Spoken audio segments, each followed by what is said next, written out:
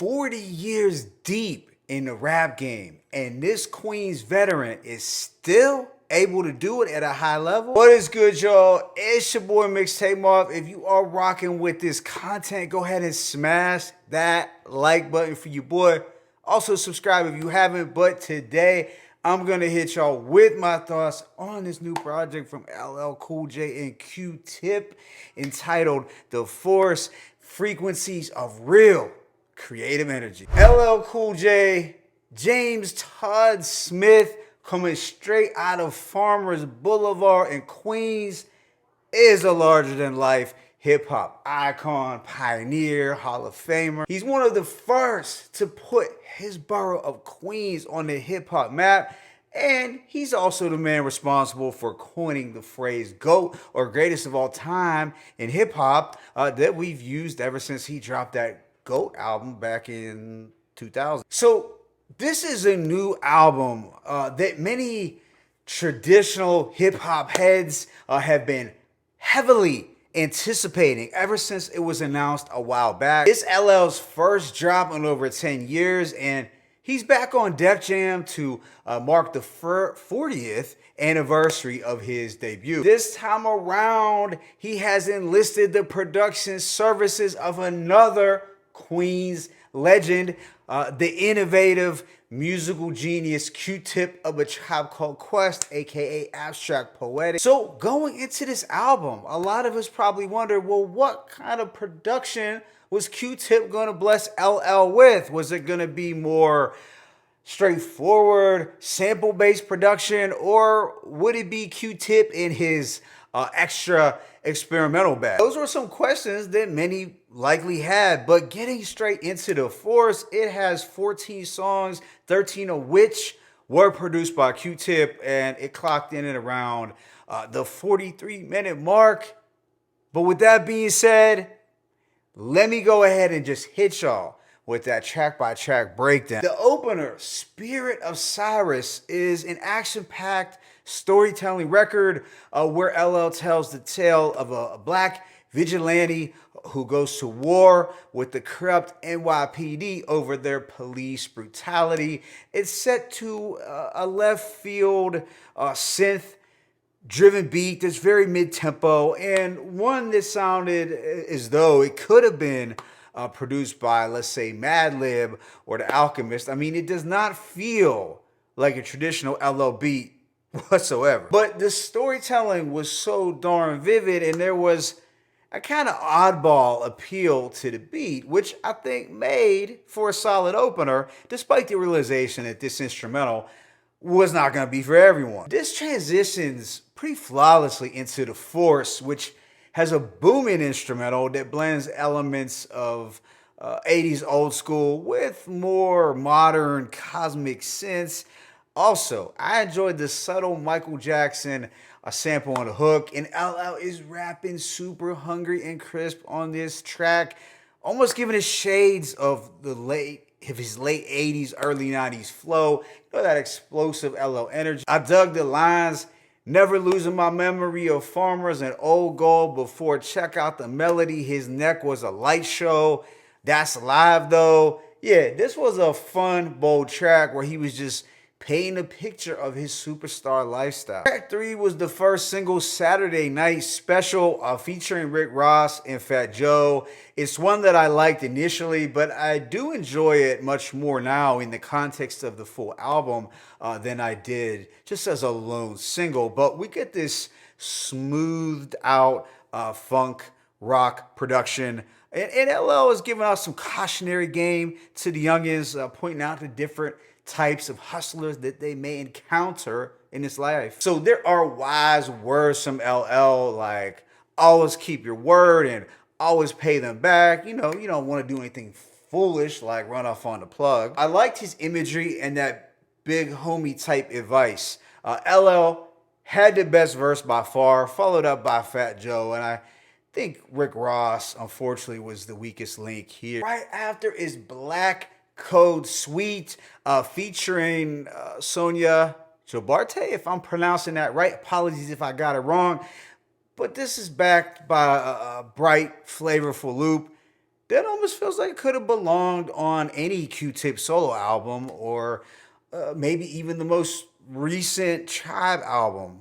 You know the vibes I'm talking about, aka it doesn't sound like an LL beat. But on the back end, we get those vocals from Sonya that do take the song in a completely different abstract direction. But the first part of this song was really dope. It was a black pride, black excellence type record where LL was coming through with those empowering poetic bars, really gliding on his beat too. Some standout lines were the underground Harriet, the swing low chariot, backyard smoker, fried okra, and asparagus. Then there is Passion, which offers more of that traditional funky bass line, the jazzy keys, of course, and more space age synths. But LL, he sounded right at home over this vibrant production, coming through with lines like, told you I was postmodern, contemporary Queens through vibes is Harlem. I was a fan of Passion, and following this was another highlight, Proclivities,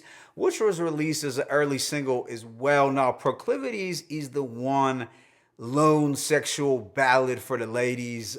LL was definitely in his element here, and Sweetie did a good job interpolating the jingling baby melody. And this has a spacey electronic sample that sounds like some old Kraftwerk, but it's upbeat and bouncy enough for that radio play without being too gimmicky. Immediately after is the banger Postmodern, one of my favorites. Now, what we're getting here is a super busy soul sample and a rock type riff, but overall, it's kind of an industrial beat, one that I could envision Kanye and Pusha T over, honestly. And this might contain my favorite Q-Tip hook.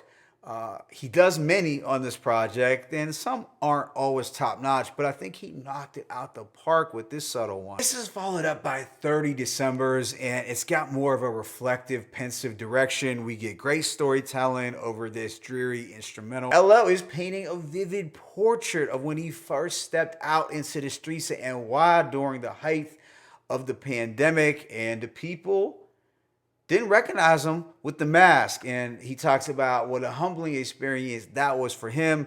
But this was a personal track with powerful storytelling overall. Then there is Run It Back, another high point in my opinion. And it's got more of a straightforward Q-Tip beat. There's a funky piano riff, a fly bass line. It feels like the backdrop for a dice game on the Ave in Queens on a sunny day, maybe outside a corner store. It has another solid hook from Q-Tip where he doesn't overdo it. But this was a money-making, run-it-up type anthem. Some dope lines were, you dudes need to pay attention. I was 17, had them shipping the Benzin. I was 16, eating steak with Russell Simmons. I was 15 in the basement with a vision. Things do get a little more bizarre on the following two tracks, though. The first being Huey in the Chair with Busta Rhymes. So I already know the production here will not be for everyone. The quirky guitar riffs, they are oozing with that nostalgia of a 70s flick, and there's an Afro-futuristic vibe going on here. I did like that they were paying homage to Huey P, so you had a lot of fly pro-black imagery and social commentary from LL.